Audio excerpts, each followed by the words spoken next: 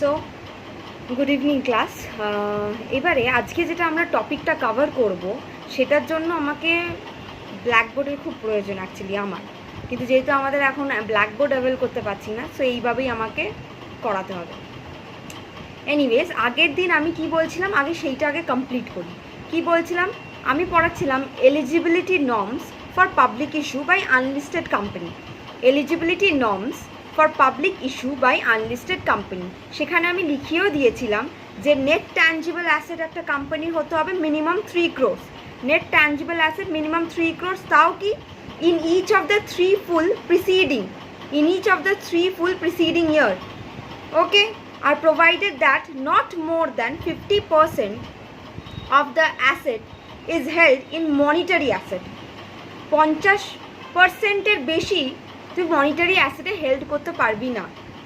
Next বলেছিলাম minimum average pre tax operating প্রফিটের কথা। Minimum average pre tax operating profit হচ্ছে 15 crore। ওকে, আর বলেছিলাম কি তোর নেটওয়ার্থ অফ অ্যাটলিস্ট 1 crore। আর কি বলেছিলাম, প্রিভিয়াস আর প্রপোজড সমস্ত ইস্যু মিলিয়ে must not exceed 5 times of the pre issue net worth. ইস্যুর আগের যে নেটওয়ার্থ সেটা প্রিভিয়াস আর আমার প্রপোজ সমস্ত নেটওয়ার্থ মিলিয়ে যেন এক্সিড না করে। ওকে, আর কি বলেছিলাম, কোম্পানি যদি নাম চেঞ্জ করে তাহলে প্রিসিডিং 1 ইয়ারে, কোম্পানি যদি নাম চেঞ্জ করে তাহলে প্রিসিডিং 1 ইয়ারে তোর সেই নাম, যেই নামটা আমি চেঞ্জ করেছি ওই নামে যদি কোনো অ্যাক্টিভিটি মেনশন থাকে তাহলে প্রিসিডিং 1 ইয়ারের revenue at least 50% of the revenue ওই অ্যাক্টিভিটি থেকে যেন জেনারেট হয়। ক্লিয়ার? এই এলিজিবিলিটি নর্মসগুলো তুই কোন বইতে পাবি সত্যি আমি জানা নেই, কিন্তু একটা বইতেই আমি আগের বছরে দেখেছিলাম, সেটা ছিল সেই বইটার মধ্যেই এই এলিজিবিলিটি নর্মসগুলো আছে। এবার এই কোয়েশ্চেনটাও যে খুব একটা আসে তাও না, বাট তাও আমাকে বলে রাখার দরকার, আমি বলে রাখলাম। এবারে এই যে 5টা আমি দেখলাম, এই 5টা হচ্ছে এটা অপারেটিং, হ্যাঁ অপারেটিং। 5টা যে আমি বলে রাখলাম এই 5টা হচ্ছে ফর আনলিস্টেড কোম্পানি। এবার লিস্টেড কোম্পানিও তো পাবলিক ইস্যু করে, মেনলি তো লিস্টেড কোম্পানি আগে পাবলিক ইস্যু করে। সো লিস্টেড কোম্পানির জন্য এত কিছু ফুলফিল করতে হয় না, শুধু এই লাস্ট দুটো মানে হচ্ছে প্রিভিয়াস প্লাস প্রপোজড ইস্যু, এই does not exceed 5 times of the pre issue net worth, আর হচ্ছে নেম চেঞ্জটা। ক্লিয়ার? আর হচ্ছে নেম চেঞ্জটা। সো আমার যদি একটা কোম্পানিকে পাবলিক ইস্যু আনতে হয়, সেটা যদি আনলিস্টেড হয় তাকে আগে ফার্স্টে এই 5টা কন্ডিশন ফুলফিল করতে হবে। যদি লিস্টেড হয় তাহলে এই লাস্ট দুটো কন্ডিশন ফুলফিল করতে হবে, তবেই সে পাবলিক ইস্যু আনতে পারবে। এবার তো তোর কোয়েশ্চেন হবে যে ম্যাম তাহলে কি যদি কন্ডিশন ফুলফিল না করে পাবলিক ইস্যু কোনো দিন আনা সম্ভব নয়?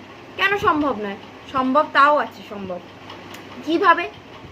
এই যদি ধর তোর লিস্টেড কোম্পানি এই 5টা ফুলফিল করতে সাকসেসফুল হলো না, 5টা কন্ডিশন, আর সরি আনলিস্টেড কোম্পানি 5টা কন্ডিশন ফুলফিল করতে সাকসেসফুল হলো না, লিস্টেড এই দুটো, তখন এই দুটো কোম্পানি লিস্টেড হোক বা আনলিস্টেড হোক, তখন তাকে এই এন্টায়ার যে ইস্যুটা মানে এই যে পাবলিক ইস্যুটা আনবে সেইটা আনতে হবে থ্রু বুক বিল্ডিং মেকানিজম। সেটা আনতে হবে থ্রু বুক বিল্ডিং মেকানিজম। দেখবি আমার নোটসে ভালো মতো করে লেখা আছে বুক বিল্ডিং মেকানিজম। ওকে, এবারে এই বুক বিল্ডিং মেকানিজম আনতে হবে, আর সাথে সাথে মিনিমাম 75% কি 75% অফ দ্য ইস্যু, যে ইস্যুটা করছে 75% অফ দ্য ইস্যু যেন QIB সাবস্ক্রাইব করে, QIB কিনে নেয়, কোয়ালিফাইড ইনস্টিটিউশনাল বায়ার। বুঝলি কি হলো? কোম্পানি যদি এই নর্মসগুলো ফলো করতো এত কিছু করতে হতো না, কিন্তু কোম্পানি যেহেতু এই কন্ডিশনগুলোই ফলো করতে পারছে না,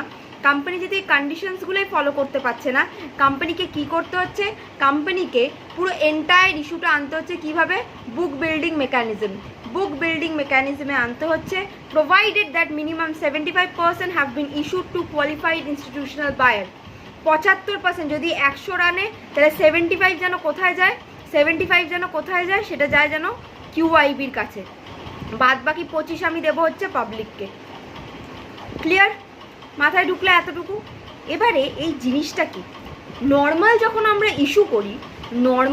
আমরা ইস্যু করি তখন কিন্তু আমাদের কোম্পানি কি করে, প্রসপেক্টাস ইস্যু করে, কোম্পানি একটা প্রাইস বলে দেয়। যেমন আমরা শেয়ার্সের অঙ্ক করেছি ক্লাস 12-এ, তোরা মনে আছে তোদের, আমরা অ্যাপ্লিকেশন, কল মানি, একটা পেড আপ একটা ভ্যালু বলে দিত শেয়ার্সে, ঠিক আছে, সেটাকে আমরা কল করতাম 2 টাকা অ্যাপ্লিকেশনে, 2 টাকা এতে অ্যালটমেন্টে, এইভাবে কল করছি, ঠিক আছে।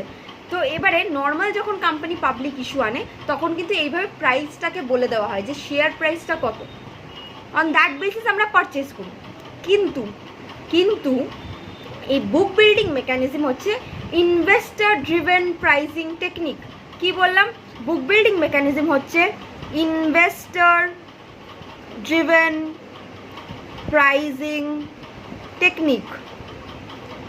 ওকে, এটা কি investor driven pricing technique.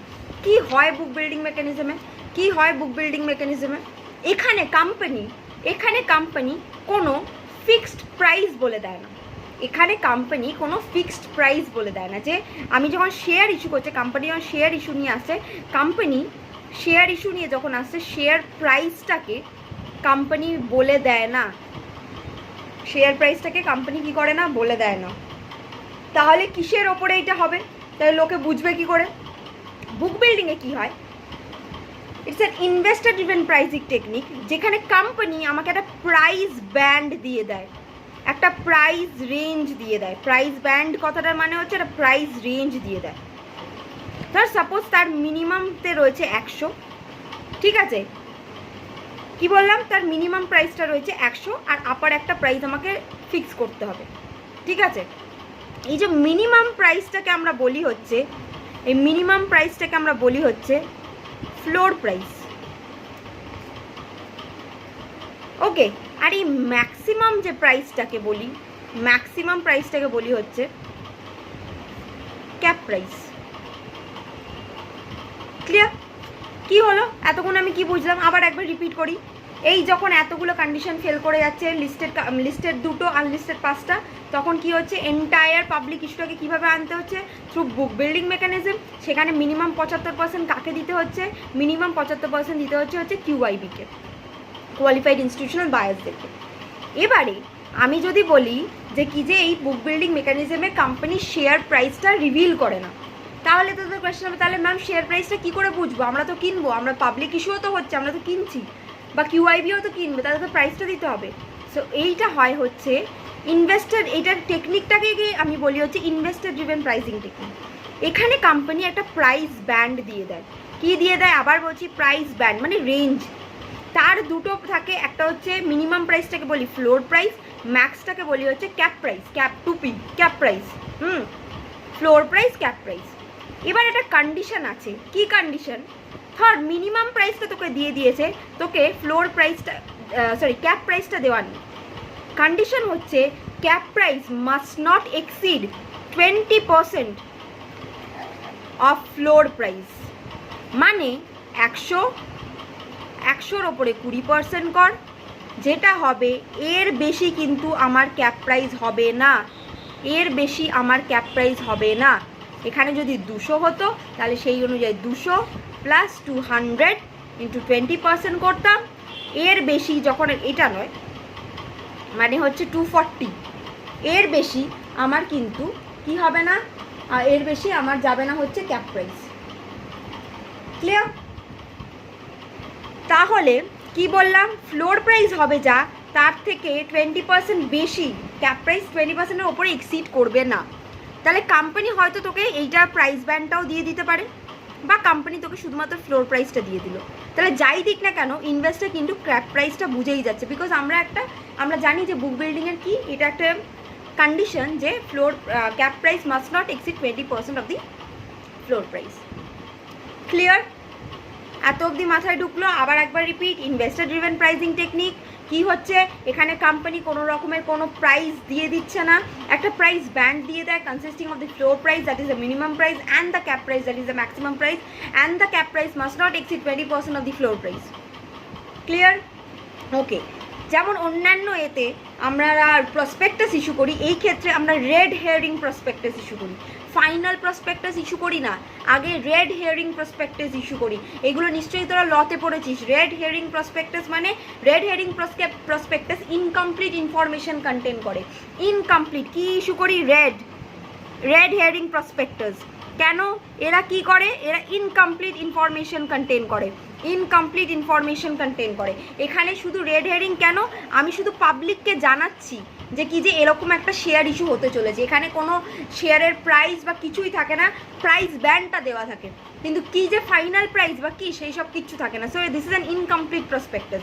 Final prospectus যখন আমার প্রাইসটা ডিসাইড হবে তখন ইস্যু হবে। তাহলে কি হলো? বুক বিল্ডিংয়ে কি প্রসপেক্টাস ইস্যু হয়? Red hearing prospectus. ঠিক আছে, ক্লিয়ার?